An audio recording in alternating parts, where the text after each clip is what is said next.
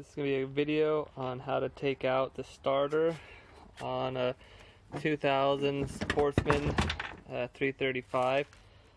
So the first thing you're going to want to do is I just took off my seat. The next thing is you're going to have your cover that sits like this. You're going to pull it out. There's going to be a couple spots right here, here, and right there where it sits, where these pieces are at. The next thing you're going to want to do is there's a bolt right here that you're going to want to take off or take out, so you can take this off. I'm going to go ahead and do that real fast. So I've got that bolt out. What you're going to do is you're going to take, and this thing kind of just wiggles off, pops off pretty easy.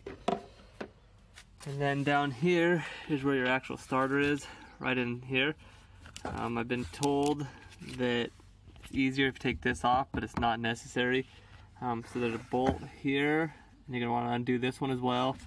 I believe there's one more down in the bottom here. So take and undo those three. So like I said, there's one there, one where your positive's at, and one down there. I'm going to unhook my battery because just in case something happens, it doesn't shock me. So make sure you undo that real fast. When the battery's underneath here, it's the back left tire. I'm just going to take and undo those real quickly. Alright, so I got my screws out here, and down there. Mine ended up actually being stuck. I don't know if you can see down there, but it was stuck on the flywheel, on the Bendix, which was connected to the flywheel, so I had to take the cover off and give it a little tap with the hammer to get it out. So now you can take and you can just pull this piece, and it just slides right out. So you can see in there, up, down, and back down in there. There's some gears, and that's what this was stuck on right here. So it wasn't allowing me to be able to pull it out. So there's your starter. So what you're going to do is you're going to take and just slide. So you're going to get your new one.